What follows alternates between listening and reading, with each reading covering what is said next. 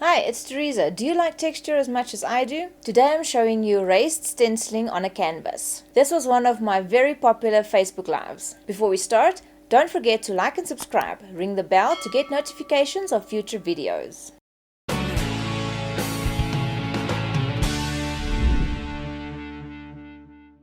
This is a cotton canvas, 380 GSM, meaning it's quite a good quality canvas.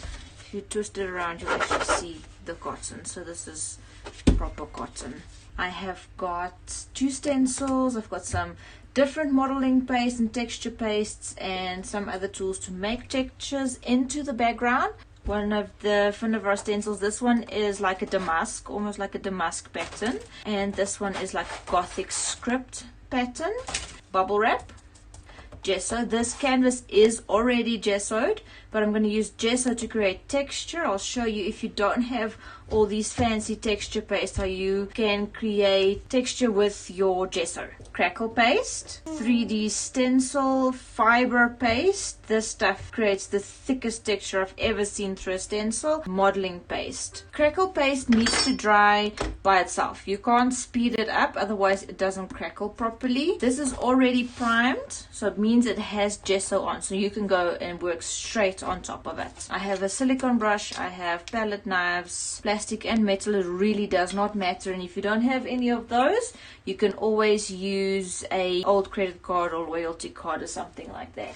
What I like about this specific modeling paste is that it's very thick. Like you can see, it actually holds marks very well. It does not level out on itself. Some modeling pastes are a little bit more runny than others. It just depends what brand you got, but it also doesn't actually matter as long as you know what you've got and how to work with it. This stencil, I'm only going to use bits and pieces of it because I am going to use that in between and some other stuff, so I'm not going to cover the whole background with this, but I do want to get some of these like really nice pieces of text.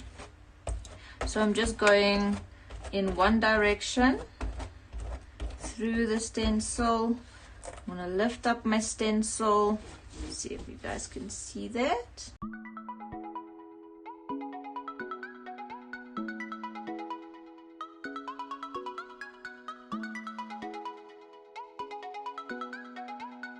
So what happens is you don't have a straight up and down edge. As you lift it up the stencil, it sort of just falls back on itself and it just rounds the edges. This one, which is the 3D stencil paste, this is in the redesign line with Prima Marketing.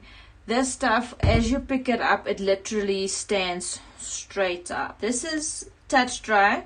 Now I'm going to go in with the fiber paste, and this stuff it's awesome to work with. This is really thick. You can see even in the jar it is really thick and it holds its shape. This stencil is now going to go in between the rest and also going over the edges. So I'm going to start overlapping them. So when you work with this stuff, I'm going to start with less. This is quite difficult to work through the stencil, and you need to hold your stencil very still because the stuff is super thick, super sticky.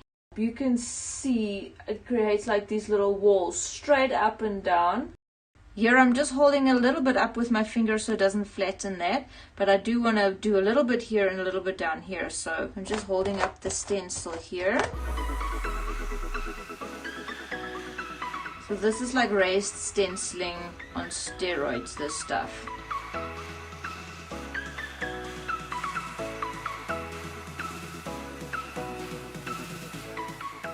And now I'm going to crackle paste. Now crackle paste, you need to work with what happens. The thicker the crackle paste, the more cracks you will get. The thinner the crackle paste, the finer the cracks, and if it's too thin, it won't crack at all. Some areas it's nice and thick, some areas it's fairly thin, so I'm going to get a varied crackle, and that's what you want. And now I'm overlapping over all the textures that I've already created.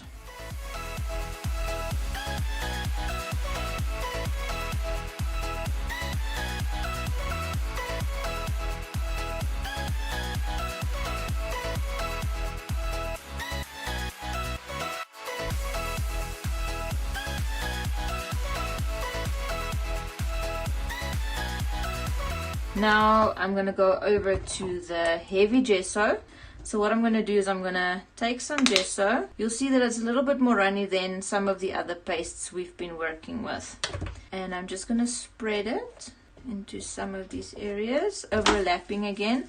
Then I'm going to take my bubble wrap. I'm going to push my bubble wrap into the gesso. So that's my texture I've created. And you can use anything from bubble wrap to the back of a brush. You can make marks like that if you have brushes that or tools that already have stuff like this. You can drag that through the gesso.